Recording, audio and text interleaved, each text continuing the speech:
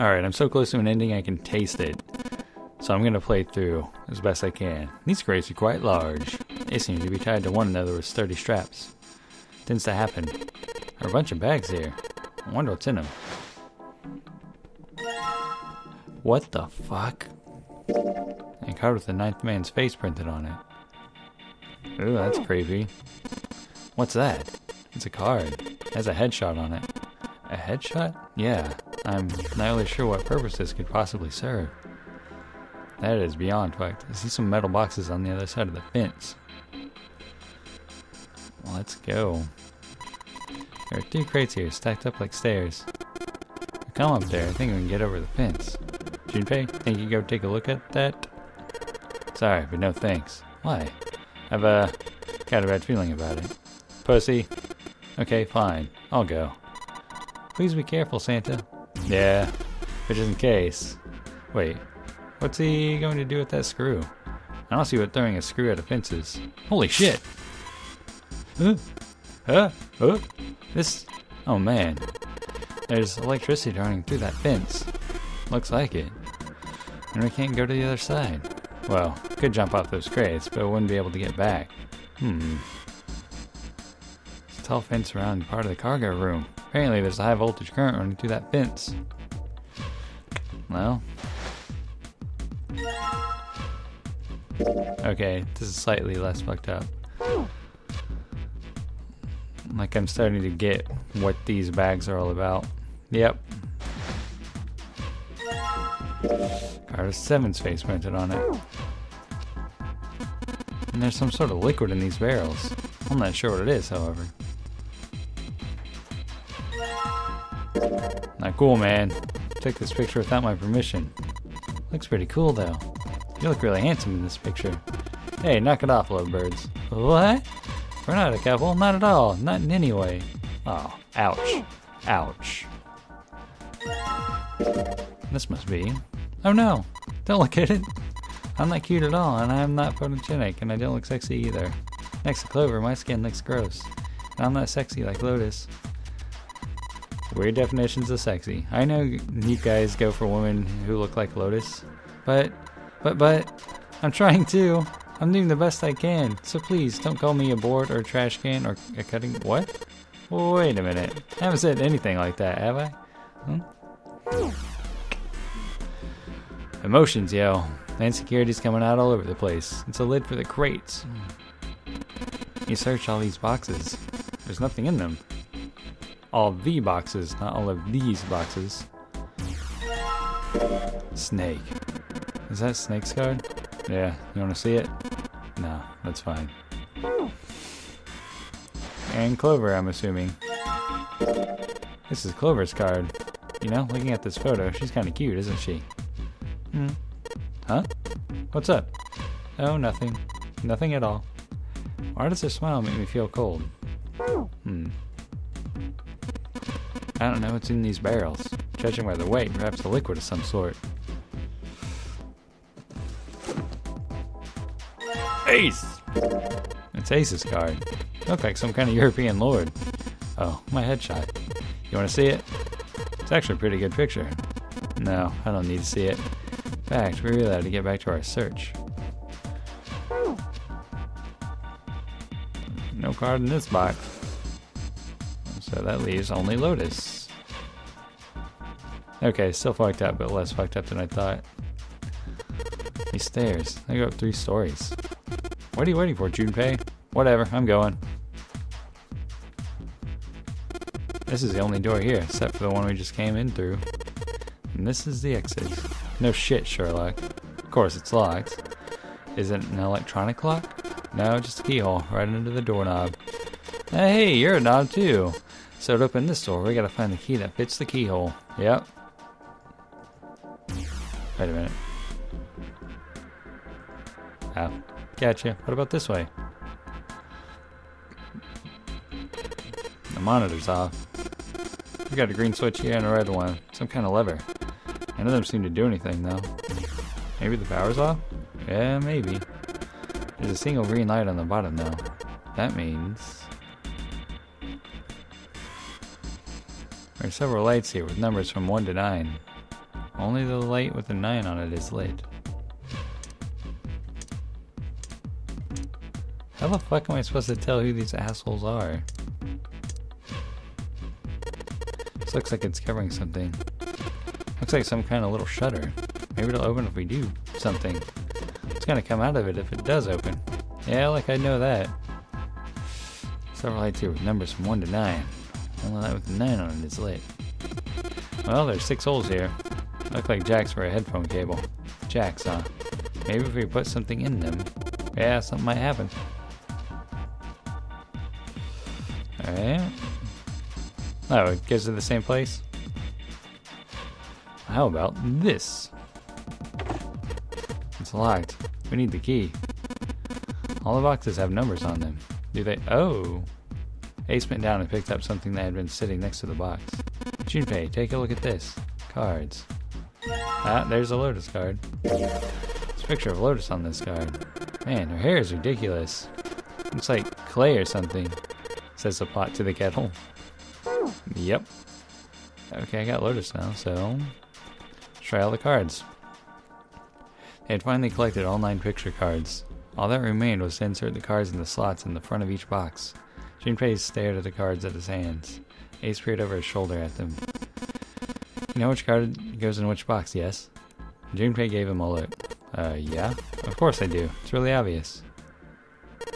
You just match our numbers to the numbers on the boxes. So for instance, the card with the picture of Ace on it goes into box 1, the card with the picture of Snake on it goes into box 2, and so on.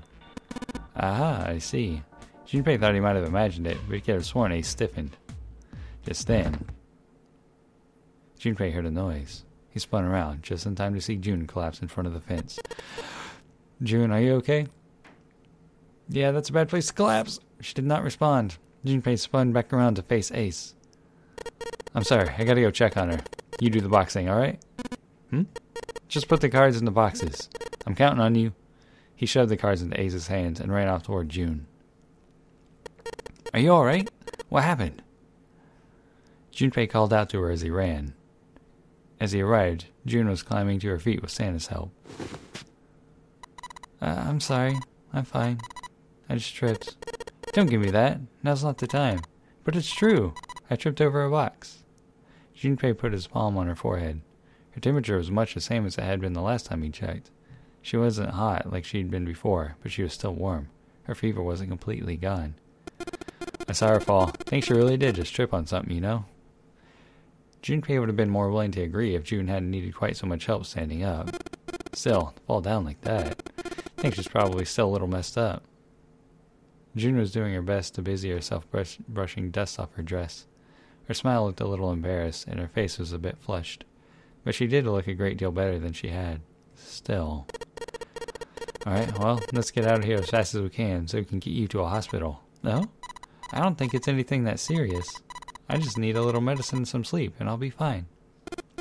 Medicine. Medicine, huh? Well, if we can get in touch with anyone outside, I'll bet Ace could swing that for you easy. Ace? Why? Huh? Don't you know? He's the president of a pharmaceutical company. Cradle Pharmaceutical is the name, I think. Aha! Their flagship product is an anesthetic drug called Soporil. Soporil. Didn't he take that stuff earlier? Junpei couldn't shake the feeling that he'd heard about Soporil before. Santa continued. Soporil. Soporil is an anesthetic that is gaseous at room temperature, similar to nitrous oxide. It takes only a few seconds to spread, even in a small amount, and is very effective. For these reasons, it found widespread acceptance with police and military forces in numerous countries. It was an effective crowd suppressant and room clear, and is practical, ethical, and humane. Developed 6 years prior, it was made from the extracts of several different roots. It became popular almost as soon as it was made public, with many governments placing large orders. Demand for Soporil skyrocketed, and as it did, so did the stock of Cradle Pharmaceuticals. I can almost speak clearly. Why do you know all of this? Santa's information was interesting, but Junpei couldn't help but feel a little suspicious. Santa's reply was blunt and simple. I heard it from the old man himself. From Ace? When? By the number 4 door at the central stairway. When we were searching the second-class room. Remember how Snake, 7, and you went to door 5?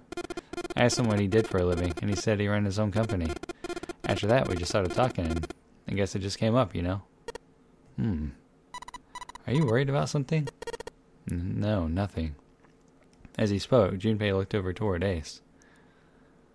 He seemed to be having difficulty with the 9 boxes. Oh, come the fuck on. What the hell is he doing?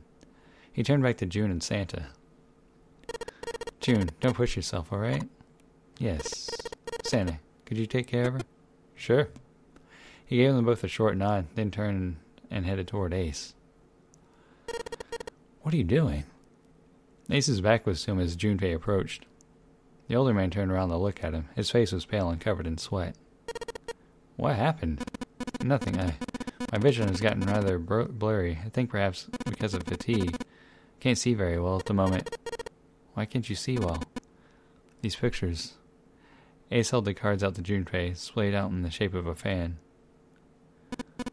I don't care to admit it, but I may be developing presbyopia. Growing old is a difficult thing. He made the best attempt he could at a self-deprecating smile, but his face was flushed and his lips were pale and drawn. At any rate, I'll leave the rest to you. I'm feeling awfully tired, so if you don't mind, I'd like to rest for a bit. He shoved the cards into Junpei's hands and walked quickly away. Junpei looked at him quizzically. How could simply looking at cards have tired him out? Junpei looked down at the cards in his hands. All the pictures were quite clear, and each person easily recognizable. Was Ace's vision truly so bad? But if it wasn't, what made him so uncomfortable? And that was when Junpei remembered what he'd heard from Lotus much earlier. Prosopagnosia. Well, put simply, it means a condition where the mind can't distinguish between human faces. In other words, my face would look the same as Clover's, or even yours. So they can't remember faces, which is how most people recognize each other. That means that people with prosopagnosia have trouble recognizing even people they're close to. Maybe he's got prosopagnosia? Junpei took another look at Ace. He sat at the base of the stairs, looking quite depressed. It was reasonable, of course, that he'd feel that way. If he really did have prosopagnosia, there was no doubt it was a depressing and painful experience. Still, Junpei didn't feel like patting him on the shoulder and telling him everything would be alright would help that much. Still, Junpei felt perhaps it was best to keep Ace's condition to himself, at least for the time being. Oh well. Doing his best to clear his mind for the task at hand, he turned back toward the boxes. It was time to solve the puzzle of the 9 boxes. 9 cards with pictures in 9 boxes. Junpei stared at them for a moment and then began. Ace's card on the box number 1, then Snake's on the box number 2, then Santa's card on box number 3. Yep, I get it. And so on and so on and so on. And finally, the 9th man's card on the box number 9. As soon as he'd inserted all the cards, all 9 box lids popped open at once. He peered inside. And each box was a single pin. They looked a little like sewing pins, but much thicker. Junpei collected them all quickly and shoved them into his pocket. These look like the kind of pins you use for sewing. There are 9 of them in total, and they have numbers on them that run from 1 to 9. How attractive.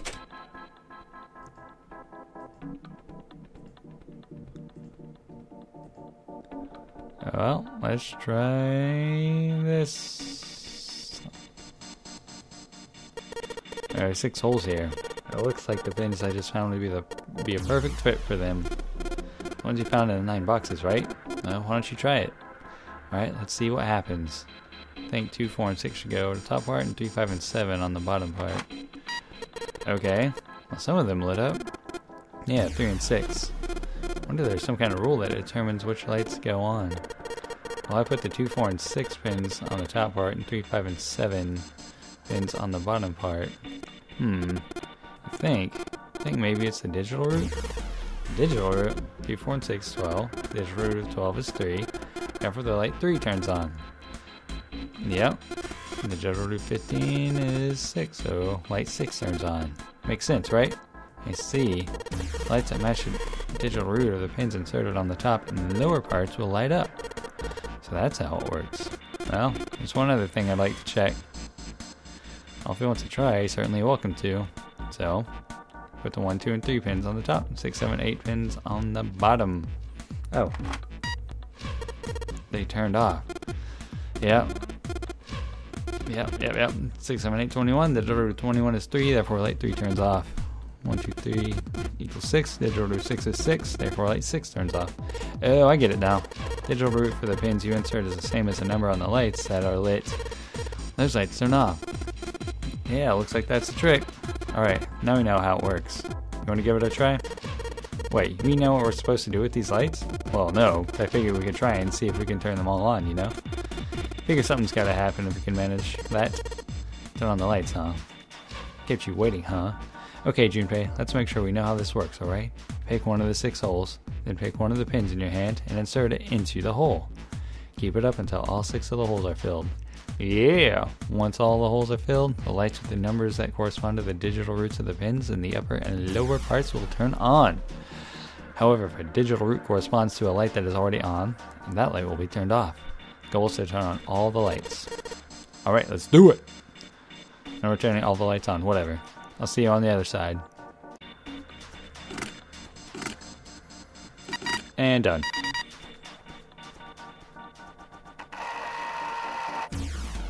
All the lights are on and the shutters opened up. Hey, does that mean? Yeah, we gotta do it again. Man, I thought I was doing so well. Okay, so we got 9 holes. There's an F up above them. I don't know what that F means, but I do know one thing. What's that? This time, there are 9 holes, so we need to insert 9 pins. Man, that's boring. Well, why don't you just try it, alright? I don't know what the goal this one is, so I'll just wing it. Wait a minute, I recognize this. Boom, nailed it! There we go, all pins inserted, all lights lit. We did it! Power's on now. Looks like there's electricity going to the monitor up top now. Alright, let's see if we can activate the device on the top. Shall we? Green button, a red button, and a lever. I wonder what these do. I think this might help. What? What the hell is this? Where did you find this? What is that? Where'd you find it? Found it when you were messing around with the pinholes. Looks like the instructions for this thing. According to what it says here, this thing's a remote control for that. That. Yeah, that. It's pointing to, oh. That machine over there, apparently, is called the Pushmaster 5000. Are you serious? Whatever. So what are you supposed to do with the Pushmaster 5000? See the coffin over on top of the crates? Yeah? Don't you want to know what the deal is with it? I do. You want to check it out? Yeah? Alright. How do you think we're going to get there? Well, there were some crates on the right side of the fence that someone piled up, like stairs. Maybe we can make a path to the coffin from there. How would we do that? Line up the crates, I guess? Yeah, that sounds about right. I guess this is just another of Zero's puzzles. Yeah. Anyway, let's give it a shot. Oh, looks like the Pushmaster 5000 runs off a battery. So to keep it from using up its energy too fast, it's been programmed so that it'll only start moving once its path has been completely programmed in. Alright, I'll keep that in mind. Don't need it. Freewheeling. The monitor shows a top-down view of the area where it can move the machine. Once I want to send my orders to the Pushmaster 5000, I just pull the lever. Can we? This is the reset button.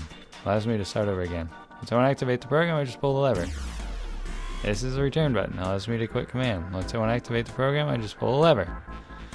Alright, let's give this a try. Sure thing. Just keep in mind that there's a limit on the battery, alright? The battery dies after 50 moves. At least, that's what it says in the manual. 50 moves, huh?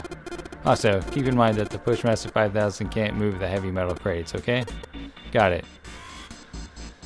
Yeah, I get it.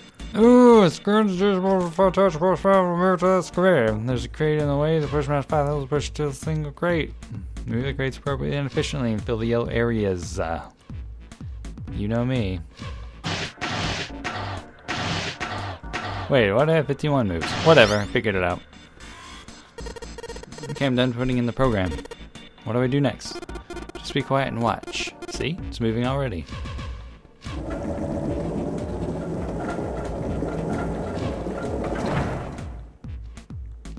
Awesome. Bushmaster 5000 did just what I told it to and lined up all the crates.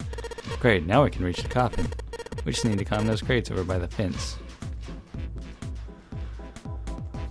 Oh my goodness.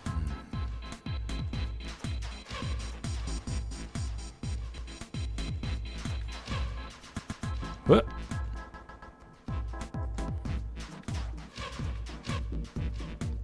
They walked slowly past the row of crates until they came to the coffin. They stopped and nodded to one another, and Junpei put his hand on the lid of the coffin. Oh, Mummy! Just kidding. He smirked heartily at his own joke. Ha fucking ha. Junpei grumbled and shook his head. Whatever, just open it. Junpei resisted the urge to remind Santa they would have had it open a long time ago if Santa hadn't interrupted, and quickly threw off the lid of the coffin. They peered inside. Contrary to what they'd expected, the inside of the coffin was quite large. It was mostly empty, but not completely so. Lying on the bottom was a rusty key. Next to the key... That is a nice gun. It's a gun! Yeah? A revolver. Looks pretty old. I wonder if this is a replica. Junpei reached down slowly and cautiously picked up the revolver. Yeah, I think it's best to keep with me before Santa grabs it and sticks it up his own fucking ass again. In his hand, it felt heavy. He checked the cylinder. There were 6 bullets. He'd never seen a real gun, or even a real bullet before. He couldn't tell if these were real or not. The barrel was rifled, and nothing seemed to be blocking it. As Ace had said, the gun was a very old one. However, it appeared to have been well maintained. If it was a real gun, Junpei thought it would most likely function perfectly. If it was real, holding the gun made Junpei feel unpleasant. Carefully, he placed it back in the coffin. Yeah, that was safe. You're not gonna take it? Of course not. All something like this is gonna do is cause more trouble. It's a powerful weapon that gives one person a huge advantage. Something like that would be way too dangerous to have around. We're in enough danger already. Yeah, I suppose you're right. Maybe Zero put this gun here, hoping that something like that might happen? In other words, maybe he put it here to make us fight each other. In that case, we should most certainly leave it here. I, for one, have no desire to let Zero control me. The others nodded, and they had no desire to be under Zero's control either. Okay, got that figured out. But you aren't going to leave that key in there, are you? Yeah, of course I'm not. Junpei picked up the rusty key and slid the top of the coffin back into place, and the gun back where they had found it.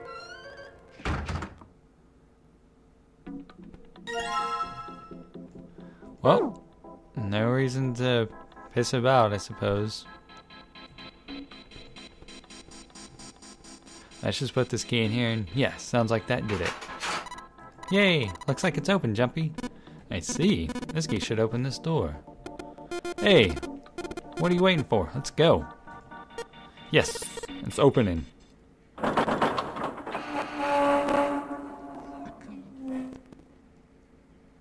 Howdy 5.